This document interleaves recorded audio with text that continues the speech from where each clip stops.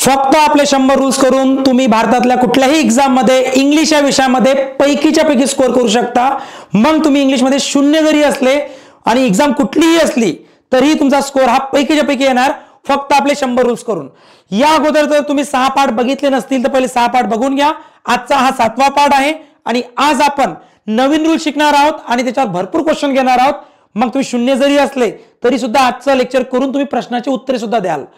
बघू शकतो आपण आता की प्रश्न हे जे काही आहेत सर्व पुस्तकातून न येता आपल्या डायरेक्टली 100 रूल्स मधून तुम्हाला कुठल्याही एक्झाम मध्ये प्रश्न पाहायला मिळतात।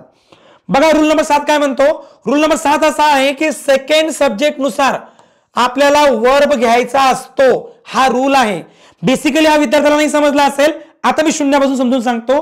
ते म्हणजे असं की जेव्हा तुमच्या सेंटेन्स मध्ये काय येतो, नायदर नॉर येतो किंवा आयदर ऑर येतो किंवा नॉट ओनली बट ऑल्सो येतो, हे शब्द जेव्हा आपल्या वाक्यामध्ये येतात तेव्हा जे क्रियापद असते हे कुठल्या घटकानुसार घ्यायचं हे थोडं समजून घेऊया आपण। बघा याच्यामध्ये बेसिकली हे समजून घ्या की त्याच्यामधला आयदर ऑर आणि नॉट ओनली बट ऑल्सो किंवा त्याच्यामध्ये आणखी एक इन्क्लूड होणार आहे बोथ हँड। बघा फर्स्ट, सेकंड आणि थर्ड हे 3 शब्द, हे 3 कंजंक्शन कधीही वाक्यामध्ये पॉझिटिव्ह आणि 2 घटक, पॉझिटिव्ह 2 घटकांसाठी वापरल्या जातात, निगेटिव्ह घटकांसाठी वापरल्या जात नाही। हा आपला पहिला रूल आहे। पहिला रूल सर्व विद्यार्थ्यांना समजला असेल। पहिला रूल असा आहे की either or, not only but also, both hand हे कंजंक्शन कधीही 2 पॉझिटिव्ह घटकांसाठी वापरल्या जातात आणि त्याच्यामध्ये जर बघितलं नायदर नॉर हा निगेटिव्ह घटकांसाठी वापरला जातो, बट घटक किती असले पाहिजे, 2च घटक असले पाहिजे। आता काही विद्यार्थी म्हणतात 2 घटक म्हणजे कसं, तर 2 घटक म्हणजे एक प्रकारे भूक लागणे, तहान लागणे, थर्स्टी, हंग्री 2 फिलिंग आहेत, किंवा एक लेडीज आहे, एक जेंटलमॅन आहे, किंवा आपण म्हणणार डार्कनेस आहे, ब्राईटनेस आहे। या 2 घटकांमध्ये आपण काय म्हणू शकतो, ऑफलाईन आहे, ऑनलाईन आहे। 2 घटक येत असतील तर तुम्ही या कंजंक्शनचा वापर करू शकता। नायदर नॉरचा वापर 2 निगेटिव्ह घटक either or, not only but also, both hand यांचा यूज 2 पॉझिटिव्ह घटकांसाठी केला जातो। मग पहिली लाईन समजली सर आम्हाला की यांचा यूज 2 घटकांसाठी केला जातो। दुसरी लाईन समजून घ्या, याचा वापर जर करायचा असेल तर कसा केला जातो हे सेकंड लाईन समजून घ्या एकदा। आपण काय करतो, पहिल्या घटकांच्या अगोदर जो काही घटक असेल तुमचा XYZ काही पण घटक असेल, एक्झाम्पल हा तुमचा पहिला घटक आहे, हा तुमचा दुसरा घटक आहे, ही पहिला घटक, मी दुसरा घटक। मग पहिल्या घटकाच्या अगोदर आपल्याला काय हवा, तर त्यापैकी कुठलाही शब्द, मग नायदर असेल तर नायदर घ्या। बघा हे 2 शब्द आहेत, या नायदर सोबत इथं नॉर आलेला आहे, या आयदर सोबत इथं ऑर आलेला आहे, या नॉट ओनली सोबत बट ऑल्सो आलेला आहे, म्हणजे हे को रिलेशन त्याच्यासोबत घेऊन येतात।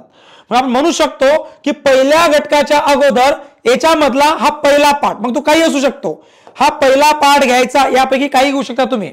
ओके, पहिल्या घटकाच्या अगोदर हा तुमचा जर दुसरा घटक असेल तर त्याच्या अगोदर तुमचा हा दुसरा को रिलेटिव्ह नॉर, ऑर किंवा बट ऑल्सो हा घ्यायचा। एक्झाम्पल बघू शकता तुम्ही की पहिल्या घटकाच्या अगोदर नायदर आणि दुसऱ्या घटकाच्या अगोदर नॉर। सेम तसंच पहिल्या घटकाच्या अगोदर आयदर आणि दुसऱ्या घटकाच्या अगोदर ऑर। सेम तसंच पहिल्या घटकाच्या अगोदर नॉट ओनली, दुसऱ्या घटकाच्या अगोदर बट ऑल्सो।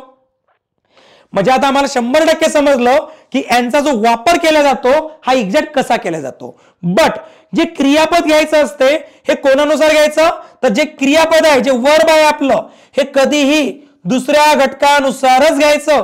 दुसरा घटक म्हणजे हा वाला घटक। बघा अगोदर याच्या अगोदरचा रूल तुम्ही शिकले असाल, रूल नंबर 6 मध्ये काय शिकलो आपण, पहिल्या घटकानुसार क्रियापद घ्यायचा, पण इथं तसं नाही आहे। हे शब्द आल्यानंतर, हे कंजंक्शन आल्यानंतर पहिल्या घटकानुसार नाही तर डायरेक्ट दुसऱ्या घटकानुसारच आपल्याला क्रियापद घ्यायचं असते। तुम्ही म्हणा सर एका एक्झाम्पल वरून समजलं आम्हाला, पण आता एक्झाम लेवलचे क्वेश्चन्स घ्या। चला मग आपण आता एक्झाम लेवलचे क्वेश्चन घेऊया आणि इंग्लिश मध्ये इम्प्रूव्हमेंट करूया आणि पैकीच्या पैकी स्कोर मिळवूया। बघा आता हा जो क्वेश्चन आहे SSC CGL Tier 1 एक्झाम मध्ये आलेला क्वेश्चन आहे आणि याच्यामध्ये तुम्ही बघू शकता आयदर द बियर्स, बियर्स काय झाला आपला पहिला घटक, बियर्स हा तुमचा फर्स्ट घटक आहे। ओके, सेकंड घटक कुठे शोधा, सेकंड घटक आहे आपला द लॉयन, हा आपला सेकंड घटक आहे। मग आपण म्हणू शकतो की वाक्यामध्ये जेव्हा 2 घटक असतात, सेंटेन्स मध्ये 2 घटक असतात आणि सेंटेन्स मध्ये either or, neither nor, not only but also यापैकी एखादा कंजंक्शन येतो, तेव्हा क्रियापद पहिल्या घटकानुसार नाही तर या दुसऱ्या घटकानुसार क्रियापद घ्यायचं असते. मग आता याच्यामध्ये द बियर्स अनेक आहेत, हे अनेक वचन आहे, आणि याच्यामध्ये लॉयन तर एकटाच आहे, तो एक वचन आहे. मग दुसऱ्या घटकानुसार जर घ्यायचं झालं तर क्रियापद सुद्धा कसा हवा, एक वचनच हवा. शोधा तुम्ही आता की वाक्यामध्ये जर बघितलं आपण either the bears or the lions has escape from the zoo, म्हणजे आपण बघू शकतो याच्यामध्ये काय आन्सर आहे. हा जो हॅज आहे हा ऑब्विसली एकच वचन आहे, आणि अनेक वचन कोण असतो याचा, हॅव. म्हणजे वाक्यात जर हॅव असता तर चुकला असता, वाक्यात जर आर असता तर चुकला असता, वाक्यात जर वर असता चुकला असता, कारण ते अनेक वचन असतात. आणि आपल्याला एक वचन हवा लॉयन नुसार, कारण लॉयन दुसरा घटक आहे. म्हणजे बघू शकतो हॅव आला, हॅव तर अनेक वचन आहे, आर आला, आर तर अनेक वचन आहे, आणि इज येऊ शकते का, येऊ शकते, बट इथं तिसरा फॉर्म आहे, त्यामुळे इथे हॅज करेक्ट आहे. सो नो इम्प्रुव्हमेंट आपला आन्सर आहे. थर्ड विल बी आपला आन्सर. का बरं, बिकॉज वाक्यामध्ये त्यांनी काय केलं, दुसऱ्या घटकानुसार क्रियापद घेतलं आणि ते क्रियापद कसं निघालं, एक वचन. ओके, काही विद्यार्थी मध्ये सर इज पण लागू शकते, बट इजच्या नंतर आपला आयएनजी पाहिजे, हॅजच्या नंतर V3 पाहिजे, त्याच्यामुळे. आणखी क्वेश्चन घ्या जेणेकरून इम्प्रुव्हमेंट होईल तुमचं. परत बघू शकता सेंटेन्स मध्ये आयदर और आला, म्हणजे 100% सेंटेन्स मध्ये याच्यामध्ये दोन घटक आहेत, आणि हे दोन घटक मधला पहिला घटक आहे अविका, हा पहिला घटक एक वचन. नंतर आहे निकुंज, हा आपला दुसरा घटक. म्हणजे आपला पहिला घटक दुसरा घटक दोन्ही घटक कसे आहेत, एकच वचन आहेत. आता जे काही समोरचं क्रियापद येणार आहे हे कसं घेणार आपण, एक वचन घेणार का, नाही. अनेक वचन घेणार का, नाही. पहिल्या घटकानुसार घेणार का, नाही. तर आन्सर आहे दुसऱ्या घटकानुसार. हा आपला दुसरा घटक आहे, दुसरा घटक जर एक वचन आहे तर ऑब्विसली आपला आन्सर एकच वचन पाहिजे. आणि याच्यात जर बघितलं हा आर झाला अनेक वचन, म्हणून आपला एरर जी आहे आर मध्ये आहे. आर कुठे दिसते, ऑप्शन नंबर 4 मध्ये तुमची एरर आहे, तुमची चुकी आहे. त्या आरच्या ऐवजी काय पाहिजे होता, इज पाहिजे होता, कारण तो सिंग्युलर असतो, एक वचन असते. किती बेसिक आणि शून्यापासून तुम्हाला समजत आहे, तुम्ही नोटीस करू शकता, बघू शकता. सर्व क्वेश्चन हे टीसीएस आणि आयबीपीएस वाले आहेत, तुम्ही बघू शकता. चला आपण आयदर ऑर तर बघितलं, एकदा नायदर नॉर पण बघून घ्या. काय दिलेल्या वाक्यामध्ये, I am sure that neither Juhi nor Jaya. परत मग जेव्हा सेंटेन्स मध्ये नायदर आणि नॉर येतो तेव्हा वाक्यामध्ये दोन घटक तुम्हाला 100% पाहायला मिळतील. जर बघितलं याच्यामध्ये आपला जो पहिला घटक आहे दॅट इज जुही, आणि तो एक वचन आहे. जो दुसरा घटक आहे दॅट इज जया, हा सुद्धा कसा आहे, एक वचन आहे. मग एवढं नक्कीच समजलं आम्हाला की पहिला घटक दुसरा घटक आणि जे क्रियापद घेणार आपण हे कधीही दुसऱ्या घटकानुसार घेणार, आणि ते काय असायला पाहिजे, एकच वचन असायला पाहिजे, कारण वाक्यामध्ये नायदर नॉर आलेला आहे. पण त्यांनी इथं आर घेतलेला आहे, आर अनेक वचन आहे, म्हणून वाक्यामध्ये चुकी आहे. आरच्या ऐवजी इज पाहिजे होता. 100% प्रत्येक विद्यार्थी जो म्हणतो माझी इंग्लिश शून्य आहे तो सुद्धा याच्यावर आन्सर देऊ शकतो. बघा याच्यामध्ये एरर नाही, याच्यामध्ये एरर नाही. एरर जी होती आपली कुठे होती, आर मध्ये, म्हणजे ऑप्शन नंबर 4 मध्ये. चला आणखी एक क्वेश्चन घेऊया जेणेकरून तुम्ही म्हणणार की यस सर, आता आम्ही कॉन्फिडेंटली सांगू शकतो की इंग्लिश हा आमचा स्कोरिंग सब्जेक्ट आहे, इंग्लिश हा आमचा पैकीच्या पैकी स्कोर घेणारा सब्जेक्ट आहे, हे तुम्ही सांगू शकता. एकदा का तुमचे 100 रूल्स कंप्लीट झाले, तुम्ही इंग्लिशमध्ये मास्टर बनता, तुम्ही इंग्लिशमध्ये पैकीच्या पैकी स्कोर घेता. नायदर अमित नॉर राजू, समजला आम्हाला. आता अमित आमचा पहिला घटक आहे, कारण पहिल्या घटकाच्या अगोदर नायदर, दुसऱ्या घटकाच्या अगोदर नॉर, आणि हे आपले दोन घटक. दुसरा घटक सुद्धा एक वचन आहे, पहिला घटक सुद्धा एक वचन आहे, आणि जे क्रियापद घेणार तुम्ही ते कधीही दुसऱ्या घटकानुसार घेणार, कारण सेंटेन्स मध्ये neither nor, either or, not only but also यापैकी कुठलंही कंजंक्शन येत असेल तर क्रियापद दुसऱ्या घटकानुसार घ्यायचं, पहिल्या घटकानुसार नाही घ्यायचं. हेच तुम्हाला समजून घ्यायचं आहे.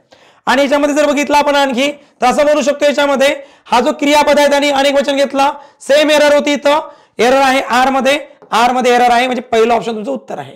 क्वेश्चन होता SSC दिल्ली पोलीस 2019 चा क्वेश्चन होता.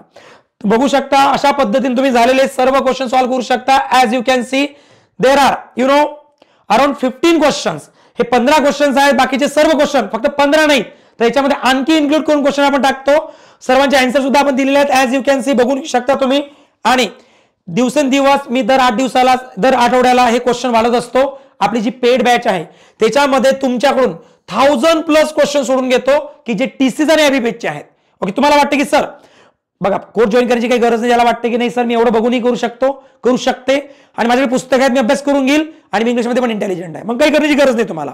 बट तुम्हाला वाटतं की सर बेसिक पासून शून्यापासून मला क्लिअर करायचं आहे आणि मला क्वेश्चन जास्तीत जास्त सॉल्व्ह करायचे. तुम्हाला माहिती आहे रिझल्ट तेव्हा येतो जेव्हा क्वेश्चन जास्त सॉल्व्ह करतो. एक्झाम ओरिएंटेड रूल नाही वाचायला बघा, क्वेश्चन ते पूर्ण आपले क्वेश्चन आपल्या पेड बॅच मध्ये आहेत. आपण ती पेड बॅच बनवलेली आहे नो रिझल्ट नो फीज नावाने. आणि याच्यामध्ये तुम्हाला हा जो कोर्स आहे बेसिक टू ऍडव्हान्स, त्याच्यामध्ये तुम्ही एमपीएससीची तयारी करत असले, कुठली टीसीएस एक्झाम देत असले, आयबीपीएस एक्झाम देत असले, इव्हन इंग्लिश स्पीकिंग सुद्धा फ्री आहे याच्यामध्ये. ओके, सो अगदी झिरो पासून आहे तर ऍडव्हान्स लेवल पर्यंत. आणि त्याच्यामध्ये zero English, basic to advance English, vocab tricks, grammar tricks, MPSC English, TCS, IBPS, spoken English, printable notes, test series, live doubts, unlimited watch time आणि नो इम्प्रुव्हमेंट नो फीस असा हा course आहे. तुम्हाला वाटते sir मला join करायचा आहे तर हा डायरेक्टली टेलिकॉलिंग नंबर आहे मॅमचा 7999189909. डायरेक्ट कॉल करा केव्हाही, मॅम कडे असतो नंबर. तुम्हाला नक्कीच तुम्हाला इन्फॉर्मेशन दिल्या जाईल पूर्ण कोर्सची. पण तुम्हाला वाटतं की नाही सर मला इंग्लिशमध्ये एखाद्या प्रश्नामध्ये डाऊट्स आला किंवा काही आला तर मी काय करू, तर त्यासाठी माझा पर्सनल नंबर मी स्वतः तुमच्यासोबत व्हॉट्सअपला बोलतो. हा माझा पर्सनल नंबर गणेश सर नावाने सेव्ह करून घ्या. ओके, सो 9098138483 कॉल करू नका नंबरला फक्त. सर थांबूया आपण आता. Solve by. Thank you so much everyone. भेटूया नेक्स्ट लेक्चरमध्ये. आणि तुम्ही अगोदरचे 6 लेक्चर बघितले नसतील तर कमेंट बॉक्समध्ये तुम्हाला मी लिंक पिन करून देतो आणि डिस्क्रिप्शन बॉक्समध्ये सुद्धा टाकून देतो. बाकीचे झालेले 6 लेक्चर बघून घ्या. Thank you so much everyone.